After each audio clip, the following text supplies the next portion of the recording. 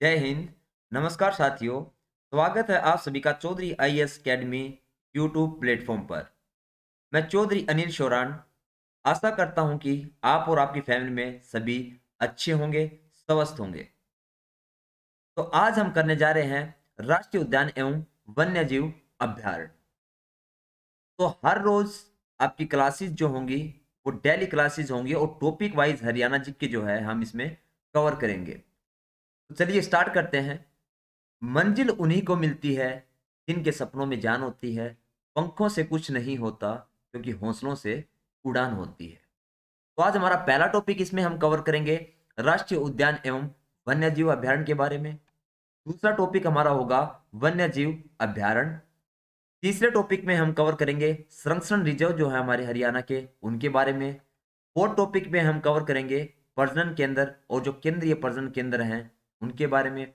और पांचवा हमारा टॉपिक क्या होगा, हरियाणा के जो चिड़ियाघर हैं उनके बारे में। तो आज के इस वीडियो में हम इन 5 टॉपिक को कवर करेंगे। तो चलिए स्टार्ट करते हैं बिना किसी देरी के। सबसे पहले हम देखेंगे राष्ट्रीय उद्यान, यानी हमारे हरियाणा के जो प्रमुख राष्ट्रीय उद्यान हैं वो कौन कौन से हैं। तो हमारे हरियाणा में 2 राष्ट्रीय उद्यान हैं। कितने राष्ट्रीय उद्यान हमारे हरियाणा के अंदर? 2 राष्ट्रीय उद्यान हैं। वो कौन कौन से हैं? तो पहला है हमारा सुल्तानपुर राष्ट्रीय उद्यान और दूसरा है हमारा कलेस्तर राष्ट्रीय उद्यान। यानी हमारे हरियाणा के अंदर कितने राष्ट्रीय उद्यान हैं? 2 राष्ट्रीय उद्यान है। कौन कौन से? पहला सुल्तानपुर राष्ट्रीय उद्यान और दूसरा कलेस्तर राष्ट्रीय उद्यान। फिर इनके बारे में हम थोड़ा डीपली डिस्कस कर लेते हैं। तो सबसे पहले हम डिस्कस करेंगे सुल्तानपुर राष्ट्रीय उद्यान हमारा जो है उसके बारे में। तो हमारा जो सुल्तानपुर राष्ट्रीय उद्यान है वो हमारा कहाँ पर पड़ता है? तो ये हमारा गुड़गांव जिले के सुल्तानपुर में है। कहाँ पर है जो हमारा सुल्तानपुर राष्ट्रीय उद्यान है? वो गुड़गांव जिले के सुल्तानपुर में है।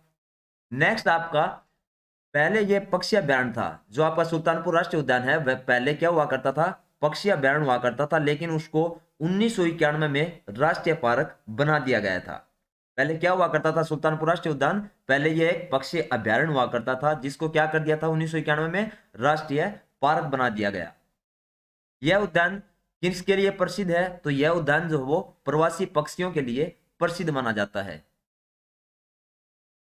इसके बाद नेक्स्ट है आपका सुल्तानपुर राष्ट्रीय उद्यान का दूसरा नाम सलीम अली पक्षी विहार भी है। अगर आपसे पूछ लिया जाए कि सुल्तानपुर राष्ट्रीय उद्यान है उसको अन्य किस नाम से जाना जाता है, तो उसको सलीम अली पक्षी विहार के नाम से भी जाना जाता है। नेक्स्ट है, यहाँ शीत ऋतु में प्रतिवर्ष सैकड़ों पक्षी प्रवास करते हैं जिनमें साइबेरियन सारस प्रमुख है। यानी कि जब सर्दी का जब टाइम आता है तो उस टाइम में क्या होता है कि जो दूसरी जगह से जो पक्षी आते हैं उनकी संख्या सैकड़ों में होती है। और सबसे ज्यादा अगर इनमें प्रमुख अगर हम बात करें तो कौन सा पक्षी है प्रमुख इनमें? साइबेरियन सारस जो है उसको प्रमुख माना गया है। इसके क्षेत्रफल की अगर हम बात करें, आपका जो सुल्तानपुर राष्ट्रीय उद्यान है उसके क्षेत्रफल की अगर हम बात करें तो कितने हेक्टेयर में ये फैला हुआ है? तो ये 143 हेक्टेयर में फैला हुआ है। जो सुल्तानपुर पक्षी विहार है वो हमारे हरियाणा का सर्वप्रथम इको पार्क भी है। क्या कहा गया है कि सुल्तानपुर पक्षी विहार जो है जो गुड़गांव में स्थित है सुल्तानपुर में, वो हरियाणा का सबसे पहला इको पार्क भी है। इसके बाद नेक्स्ट आपका कलेश्वर राष्ट्रीय उद्यान। सुल्तानपुर राष्ट्रीय उद्यान तो हम डिस्कस कर चुके हैं, अब हमारा है कलेश्वर राष्ट्रीय उद्यान। तो कलेश्वर राष्ट्रीय उद्यान जो है उसके क्षेत्रफल कितना है टोटल? तो कलेश्वर राष्ट्रीय उद्यान का जो क्षेत्रफल है वो 4682.32 हेक्टेयर है। टोटल क्षेत्रफल कितना है इसका? 4682.32 हेक्टेयर में ये फैला हुआ है। नेक्स्ट है, यह राष्ट्रीय उद्यान जो है ये कहां पर स्थित है आपका? तो ये यमुनानगर के अंदर है। जो आपका कलेश्वर राष्ट्रीय उद्यान है ये कहां पर स्थित है? तो ये यमुनानगर के अंदर स्थित है। यह उद्यान जंगली लाल मुर्गों के लिए प्रसिद्ध है। अगर आपसे पूछ लिया जाए कि कलेश्वर राष्ट्रीय उद्यान जो है वो किसके लिए प्रसिद्ध है, तो जो जंगली लाल मुर्गे होते हैं उनके लिए इस राष्ट्रीय उद्यान को प्रसिद्ध माना जाता है। अगला है यहाँ पर साल के वृक्ष पाए जाते हैं। अगर राष्ट्रीय कलेश्वर राष्ट्रीय उद्यान की अगर हम बात करें तो यहाँ पे कौन से वृक्ष पाए जाते हैं? तो साल के जो वृक्ष होते हैं वो यहाँ पर पाए जाते हैं। नेक्स्ट है हमारा, इसे 2003 में राष्ट्रीय पार्क घोषित किया गया था। इसको राष्ट्रीय पार्क कब घोषित किया गया था? तो इसको 2003 में राष्ट्रीय पार्क घोषित कर दिया गया था। नेक्स्ट आपका यमुना नदी हरियाणा में कलेसर राष्ट्रीय उद्यान के पास से प्रवेश करती है। जो यमुना नदी है हरियाणा में कहां से प्रवेश करती है, तो जो कलेसर राष्ट्रीय उद्यान है उसके पास से होकर हरियाणा में यमुना नदी प्रवेश करती है। महादेव मठ मंदिर कालेसर राष्ट्रीय उद्यान के पास है। क्या है, जो महादेव मठ मंदिर जो है कालेसर राष्ट्रीय उद्यान के पास ही समीप है। नेक्स्ट आपको क्या दिया गया है, वन्य जीव अभ्यारण्य। तो वन्य जीव अभ्यारण्य के बारे में अब हम डिस्कस करेंगे। तो हरियाणा में वन्य जीव अभ्यारण्य है वो कितने हैं, 8 हैं। अगर आपसे पूछ लिया जाए कि हरियाणा के अंदर वन्य जीव अभ्यारण्य है वो कितने हैं टोटल, तो हमारे टोटल जो वन्य जीव अभ्यारण्य है वो कितने हैं, उनकी संख्या 8 है। कौन कौन से, सबसे पहला हमारा कलेसर वन्य जीव अभ्यारण्य। और कलेसर वन्य जीव अभ्यारण्य ये आपका कहां पर है, तो ये आपका यमुनानगर के अंदर है। दूसरा आपका बीर शिकारगा वन्य जीव अभ्यारण्य। और बीर शिकारगा वन्य जीव अभ्यारण्य है ये आपका कहां पे पड़ता है, ये तो ये आपका पंचकुला के अंदर है। तीसरा है आपका चिलचिला वन्य जीव अभ्यारण्य। और चिलचिला वन्य जीव अभ्यारण्य है ये आपका कहां पर पड़ता है, तो ये आपका कुरुक्षेत्र में है। चौथा है आपका नाहर वन्य जीव अभ्यारण्य। तो नाहर वन्य जीव अभ्यारण्य है ये आपका कहां पर है, तो ये आपका रेवाड़ी के अंदर है। तो ये 4 हमने डिस्कस कर लिए हैं। तो कलेसर वन्य जीव अभ्यारण्य आपका यमुनानगर में, दूसरा बीर शिकारगा वन्य जीव अभ्यारण्य है वो आपका पंचकुला में, तीसरा आपका चिलचिला वन्य जीव अभ्यारण्य ये कुरुक्षेत्र में, और चौथा है आपका नाहर वन्य जीवन अभ्यारण्य यानी ये कहां पर आपका रेवाड़ी में। इसके बाद में हमारा 5वें नंबर पे कौन सा आता है, तो वो आता है अबूब शहर वन्य जीव अभ्यारण्य। तो अबूब शहर वन्य जीव अभ्यारण्य वो आपका कहां पर पड़ता है, तो ये आपका सिरसा में पड़ता है। छठा है आपका भिंडावास वन्य जीव अभ्यारण्य। तो भिंडावास वन्य जीव अभ्यारण्य है ये आपका कहां पर है, तो ये झज्जर के अंदर है। सातवां कौन सा आपका खप्परवास वन्य जीव अभ्यारण्य। और खप्परवास वन्य जीव अभ्यारण्य है ये कहां पर है आपका, तो ये भी आपका झज्जर में ही है। और आठवां आपका खोल ही रेतान वन्य जीव अभ्यारण्य। और खोल ही रेतान वन्य जीव अभ्यारण्य है ये आपका कहां पर है, तो ये आपका पंचकुला के अंदर है। तो ये टोटल हमारे हरियाणा के 8 वन्य जीव अभ्यारण्य थे जिनको हम डिस्कस कर चुके हैं। अब सबसे पहले हम इनको थोड़ा और डीपली समझ लेते हैं। तो सबसे पहले हम बात करते हैं कलेसर वन्य जीव अभ्यारण्य के बारे में। और कलेसर वन्य जीव अभ्यारण्य जो है वो आपका कहां पर बताया था, यमुनानगर के अंदर। तो अगर हम बात करें तो कलेसर वन्य जीव अभ्यारण्य की स्थापना जो है वो कब की गई थी, तो 2000 में की गई थी। इसकी स्थापना कब की गई थी, 2000 में की गई थी। अगर हम बात करें इसके क्षेत्रफल की, तो जो टोटल क्षेत्रफल है इसका वो 5435 हेक्टेयर है। टोटल क्षेत्रफल कितना है इसका, 5435 हेक्टेयर है। फिर अगर हम बात करते हैं इसकी, तो ये वन्य जीव अभ्यारण्य कहाँ पर स्थित है आपका, तो ये यमुनानगर में है, जो हम पहले भी डिस्कस कर चुके हैं। अगला अगर हम बात करें तो यह अभ्यारण्य जो है 11,570 एकड़ भूमि पर विस्तृत है। यानी कि 11,570 एकड़ भूमि के ऊपर ये फैला हुआ है। और अगर इसके क्षेत्रफल हेक्टेयर में बात करें तो 5,435 हेक्टेयर में फैला हुआ है। नेक्स्ट इसी के बारे में डिस्कस करते हैं। यहाँ पर सांभर, चील, भौंकने वाले हिरण और नीलगाय ये आदि इसमें पाए जाते हैं। कौन कौन से, सांभर, चील और भौंकने वाले हिरण जो होते हैं, और एक आपकी नीलगाय, ये सभी इसमें पाए जाते हैं। इस अभियान को पर्यावरण संवेदनशील क्षेत्र घोषित किया गया है। इसको क्या किया गया है, पर्यावरण संवेदनशील क्षेत्र इसको घोषित किया गया है। नेक्स्ट हम डिस्कस करते हैं वीर शिकारगा वन्य जीव अभ्यारण्य। और वीर शिकारगा वन्य जीव अभ्यारण्य कहां पर बताया गया था आपको, पंचकुला के अंदर। तो इसकी स्थापना की अगर हम बात करें तो इसकी स्थापना जो है वो 1975 में की गई थी। कब की गई थी, 1975 में। अगर इसके क्षेत्रफल की बात करें हेक्टेयर में, तो 767 हेक्टेयर में ये फैला हुआ है। यह वन्य जीव अभ्यारण्य जो है ये आपका कहां पर है, तो ये आपका पंचकुला के अंदर है। नेक्स्ट है, इसे सन 1975 में अभ्यारण्य बनाया गया था। इसको कब अभ्यारण्य बना दिया गया था, सन 1975 में इसको अभ्यारण्य बना दिया गया था। इस अभ्यारण्य वनस्पति और जंतुओं की विविधता के लिए प्रसिद्ध है। ये जो अभ्यारण्य है ये किसके लिए प्रसिद्ध है आपका, तो ये वनस्पति और जंतुओं की विविधता के लिए। यानी कि यहाँ पे जो वनस्पतियां हैं और जो जंतु हैं उनकी अनेक प्रकार की प्रजातियां यहाँ पर आपको देखने को मिलती हैं। और इसी कारण से क्या है, ये बहुत ज्यादा प्रसिद्ध है। नेक्स्ट हम बात करते हैं सिलसिला वन्य जीव अभ्यारण्य के बारे में। सिलसिला वन्य जीव अभ्यारण्य कहाँ पर आपका, ये तो ये आपका कुरुक्षेत्र के अंदर है। अगर इसकी हम स्थापना की बात करें तो ये कब स्थापित किया गया था, तो ये 1986 के अंदर इसकी स्थापना हुई थी। ये वन्य जीव अभयारण्य है, ये हमारा कहाँ पर है? तो ये कुरुक्षेत्र के अंदर है हमारा। और फिर अगर हम इसकी बात करें कि ये कितना विशाल है, कितनी दूर में ये फैला हुआ है, तो हेक्टेयर में ये 25 हेक्टेयर में फैला हुआ है। यह बैंड जो है वो शीतकालीन पक्षियों को आकर्षित करता है, यानी कि ठंड के मौसम के जो पक्षी होते हैं उनको अपनी तरफ आकर्षित करता है, यानी कि मोस्टली जो है यहाँ पर शीतकालीन जो ऋतु होती है उसमें पक्षी ज्यादा इसके अंदर आते हैं। नेक्स्ट हम डिस्कस करते हैं नाहर वन्य जीव अभयारण्य। और नाहर वन्य जीव अभयारण्य वो आपका कहाँ पर है? तो ये आपका रेवाड़ी के अंदर है। अगर बात करें हम इसकी स्थापना की, तो नाहर वन्य जीव अभयारण्य उसकी स्थापना कब की गई थी? तो इसकी स्थापना 1987 के अंदर की गई थी। अगर हम इसकी बात करें क्षेत्रफल की, यहाँ पे जो क्षेत्रफल है इसको थोड़ा करेक्ट कर लिया। क्षेत्रफल की अगर हम बात करें तो हेक्टेयर में ये 211 हेक्टेयर में फैला हुआ है। यह वन्य जीव अभयारण्य जो है ये आपका कहाँ पर स्थित है? तो ये आपका रेवाड़ी के अंदर स्थित है। कहाँ पर स्थित है नाहर वन्य जीव अभयारण्य? तो ये आपका रेवाड़ी के अंदर है। और स्थापना इसकी कब हुई थी? 1987 में। और क्षेत्रफल इसका कितना है? 211 हेक्टेयर है। यहाँ पर अगर हम बात करें तो कौन कौन से जानवर रहते हैं? तो सियार, लोमड़ी और काला हिरण इसके अंदर पाए जाते हैं आपको। अगला हम बात करते हैं पर्यावरण की दृष्टि से जून 2009 में संवेदनशील क्षेत्र घोषित किया गया है। यानी कि पर्यावरण की तरफ देखते हुए क्या किया गया? 2009 में इसको संवेदनशील क्षेत्र घोषित कर दिया गया।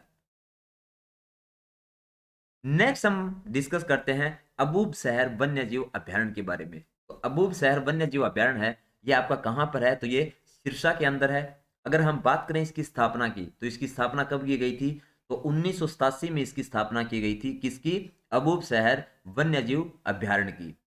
फिर अगर हम बात करें इसके क्षेत्रफल की, तो ये कितने क्षेत्रफल में फैला हुआ है? तो ये 11,530 हेक्टेयर में फैला हुआ है। इसमें फैला हुआ है 11,530 हेक्टेयर में फैला हुआ है। नेक्स्ट हम बात करते हैं कि ये आपका कहाँ पर है? तो यह अभयारण्य आपका सिरसा जिले के अंदर स्थित है। नेक्स्ट हम डिस्कस करते हैं भिंडावास वन्य जीव अभयारण्य। यानी भिंडावास वन्य जीव अभयारण्य ये आपका कहाँ पर है? तो ये आपका झज्जर के अंदर है। इसकी स्थापना की अगर बात करें हम, तो 1985-86 में इसकी स्थापना की गई थी। अगर क्षेत्रफल की अगर हम बात करें कि भिंडावास वन्य जीव अभयारण्य जो है वो कितने दूर में फैला हुआ है, तो वो 411 हेक्टेयर के अंदर फैला हुआ है। यह अभयारण्य हरियाणा के कहाँ पर पड़ता है? तो झज्जर जिला जो है उसके अंदर पड़ता है। ये जो अभयारण्य है इसके अंदर एक सुंदर झील के लिए प्रसिद्ध है। यह अभयारण्य है वो किसके लिए प्रसिद्ध है? सुंदर झील के लिए भी प्रसिद्ध है। नेक्स्ट हम इसी को कंटिन्यू करते हैं। यहाँ पक्षियों की लगभग 250 प्रजातियां पाई जाती हैं। अगर हम बात करें कि यहाँ पर पक्षियों की कितनी प्रजातियां पाई जाती है इस अभयारण्य के अंदर, तो 250 प्रजातियां पाई जाती हैं।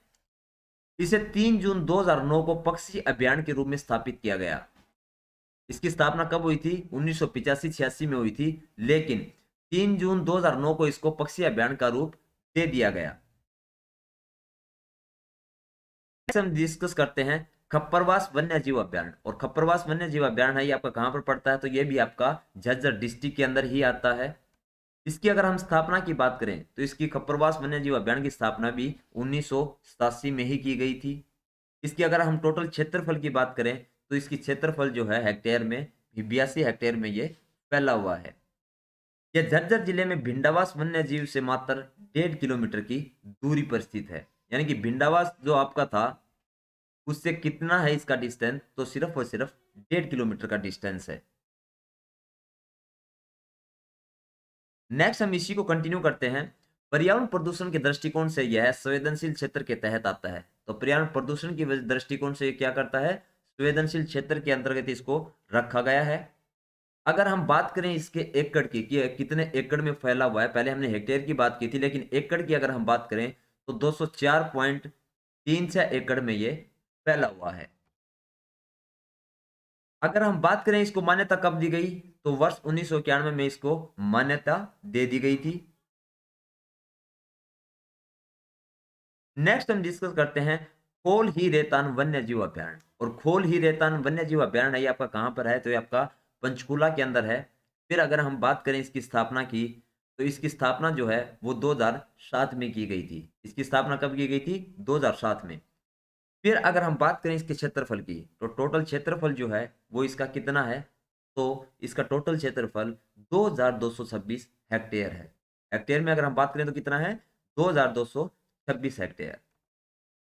यहाँ पर अगर हम बात करें कि कौन कौन से जानवर यहाँ पे पाए जाते हैं, तो यहाँ पर चील, हिरण, जंगली बिल्ली जो होती है, भारतीय लोमड़ी, सियार और जो जंगली बंदर होते हैं वो यहाँ पर आपको देखने को मिल जाते हैं। नेक्स्ट हम इसी को कंटिन्यू करते हैं। यह वन्य जीव अभ्यारण्य शिवालिक की पहाड़ियों में पंचकुला जिले में बीर शिकारगा अभ्यारण्य के समीप स्थित है। यह अभ्यारण्य जो है वो कहाँ पर है, तो शिवालिक की पहाड़ियां जो है उनमें स्थित है पंचकुला जिले के अंदर, और बीर शिकारगा अभ्यारण्य जो है उसके बिल्कुल नजदीक में। नेक्स्ट हम डिस्कस करेंगे संरक्षण रिजर्व के बारे में।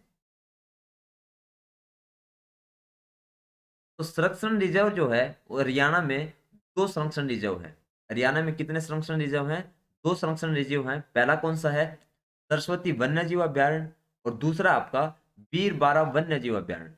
दूसरा कौन सा है, बीर बारा वन्य जीव अभ्यारण्य। तो चलिए इनको भी थोड़ा डीपली डिस्कस कर लेते हैं। तो सबसे पहले हम डिस्कस करेंगे सरस्वती वन्य जीव अभ्यारण्य को। तो सरस्वती वन्य जीव अभ्यारण्य है, उसकी स्थापना जो है वो कब हुई थी, तो सरस्वती वन्य जीव अभ्यारण्य की स्थापना 2007 में की गई थी। अगर हम बात करें कि यह कितने क्षेत्र में फैला हुआ है, तो यह 419.26 हेक्टेयर में स्थित है। यह वन्य जीव अभ्यारण्य है वो कितने हेक्टेयर में फैला हुआ है आपका ये, तो ये 4400 हेक्टेयर में आपका फैला हुआ है।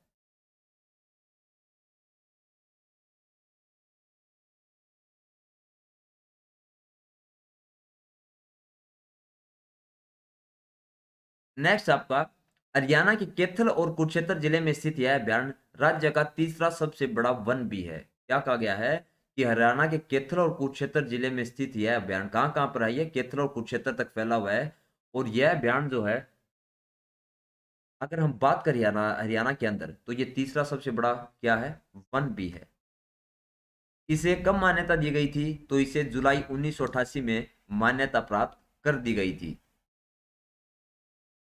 नेक्स्ट हम डिस्कस करते हैं वीर बारा वन्य जीव अभ्यारण्य। तो वीर बारा वन्य जीव अभ्यारण्य इसकी स्थापना कब की गई थी, तो इसकी भी स्थापना 2007 में ही की गई थी। कब की गई थी इसकी स्थापना, 2007 में ही की गई थी। और यह वन्य जीव अभ्यारण्य है ये कहाँ पर है, तो ये हमारे हरियाणा के जींद जिले के अंदर आता है। कहाँ पर है ये, हमारे हरियाणा के जींद जिले में।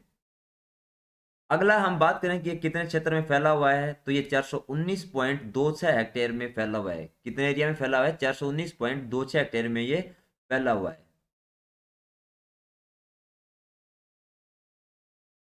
फिर हम डिस्कस करते हैं हरियाणा के चिड़ियाघर। तो हरियाणा के चिड़ियाघर के बारे में डिस्कस कर लेते हैं चलिए।